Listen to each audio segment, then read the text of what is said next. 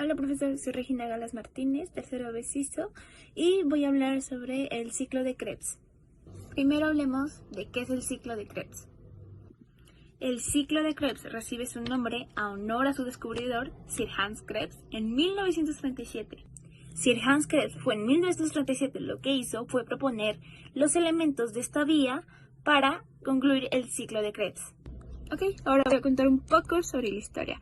La historia comienza a principios de la década de los 30, cuando el descubrimiento de que el agregar succinato, bufarato y malato a músculos marcados incrementa la velocidad del consumo de oxígeno. En lo personal, eso fue lo que a mí más me sorprendió sobre el descubrimiento de Sir Krebs. También al ciclo de Krebs, también llamado ciclo del ácido cítrico o ciclo de los ácidos tricarboxílicos, es una serie de reacciones químicas de gran importancia que forman parte de la respiración celular en todas las células aeróbilas, es decir, que utilizan oxígeno. Lo que se le conoce como el ciclo de Krebs también se le puede conocer como el ciclo de ácido tricarboxílico. Es una serie de reacciones químicas requeridas para la respiración celular. Implica redox, la deshidratación, la hidratación y las reacciones que producen ATP, trisfosfato de adenosina, un portador de descarboxilación de energía de la coenzima para las células.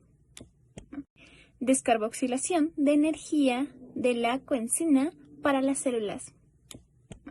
El residuo baja la forma de dióxido de carbono.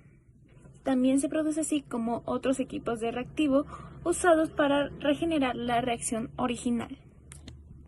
La función principal del ciclo de Krebs es producir energía salvada y transportada como el ATP o GTP.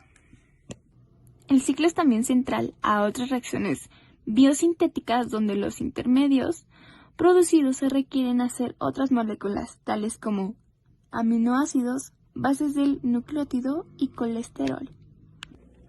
Una duda muy común es dónde se produce el ciclo de Krebs. El ciclo de Krebs se produce en la matriz mitocondrial, con eucariotas y procariotas.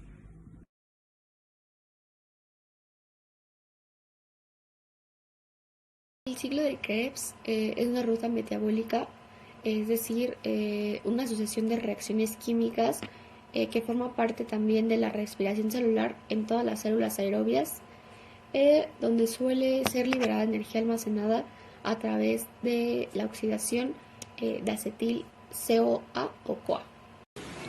Hola, mi tema del que voy a decir hoy es cadena respiratoria y la cadena de transporte de electrones que se encuentran en la membrana interna de bacterias, en la membrana interna de mitocondrial o en las membranas tilacoides que mediante reacciones bioquímicas producen trifosfato de adenosina, que es el compuesto energético que utilizan los seres vivos.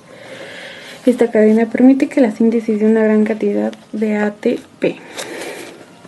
Cadena respiratoria, la cadena de transporte de electrones que se encuentra en la membrana interna de bacterias, en la membrana interna mitocondrial o en la membrana tilacoides que mediante reacciones bioquímicas producen trifosfato de adenosina, que del compuesto energético que utilizan los seres vivos. Solo dos fuentes de energía son utilizadas para los dos organismos. Para los organismos, reacciones de reproducción, de oxidación y la luz solar. Buen día, yo soy Hernández Esquivel Sara Regina y voy a presentar el tema de la glucólisis. La glucólisis es uno de los métodos que usan las células para producir energía. Cuando la glucólisis se vincula con otras reacciones enzimáticas que usan oxígeno, se posibilita una descomposición más completa de la glucosa y se produce más energía. Durante la glucólisis se obtiene un rendimiento neto de dos células ATP. El ATP puede ser usado como fuente de energía para realizar trabajo metabólico, mientras que NADH puede tener diferentes destinos. Puede usarse como fuente de poder reductor en reacciones anabólicas si hay oxígeno.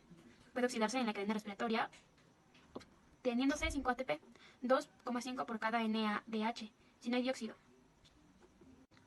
Obteniéndose 5 ATP, 2,5 por cada NADH, si no hay dioxígeno. Se usa para reducir el piruvato o lactato, fermentación láctica, o a CO2 y etanol, fermentación alcohólica, sin obtención adicional de energía. La glucólisis es la forma más rápida de conseguir energía para una célula. En el metabolismo de carbohidratos generalmente es la primera vía a la cual se recurre. Se encuentra La glucólisis es la forma más rápida de conseguir energía para una célula y en el metabolismo de carbohidratos generalmente es la primera vía a la cual se recurre. Se encuentra estructurada en 10 reacciones enzimáticas que permiten la transformación de una molécula de glucosa a 2 moléculas de piruvato en exceso catabólico. La primera fase consiste en transformar una molécula de glucosa en 2 moléculas de gliceraldehído, una molécula de baja energía, mediante el uso de 2 ATP. Esto permite duplicar los resultados de la segunda fase de obtención energética. En la segunda fase, el gliceraldehído se transforma en un compuesto de alta energía cuya hidrólisis genera una molécula de ATP como se generaron 2 moléculas de gliceraldehído, se obtienen en realidad 2 moléculas de ATP. Esta obtención de energía se logra mediante el acoplamiento de una reacción fuertemente exergónica después de un levemente. Este acoplamiento ocurre una vez más en esta fase, generando 2 moléculas de piruvato. De esta manera, en la segunda fase se obtienen 4 moléculas de ATP. Las funciones de la glucólisis son la generación de moléculas de alta energía ATP y NADH. Como fuente de energía celular en procesos de respiración aeróbica, presencia de oxígeno y fermentación, ausencia de oxígeno. La generación de piruvato que pasará al ciclo de Krebs como parte de la respiración aeróbica. La reproducción de intermediarios de 6 y 3 carbonos que pueden ser utilizados en otros procesos celulares. Y ya es todo, espero que tengan un buen día y... Yo les voy a hablar sobre el metabolismo. El metabolismo proviene de la palabra metabo, que es cambio, e ismo, cualidad. Es la capacidad que tenemos los seres vivos para transformar la estructura química de la materia. El metabolismo se divide en 2, catabolismo y anabolismo. El catabolismo degrada sustancias complejas a sustancias simples o sencillas, produciendo una energía llamada ATP. El anabolismo fabrica sustancias complejas a partir de sustancias muy simples, y para que este proceso se pueda llevar a cabo el cuerpo necesita consumir ATPs y la energía es de reducción.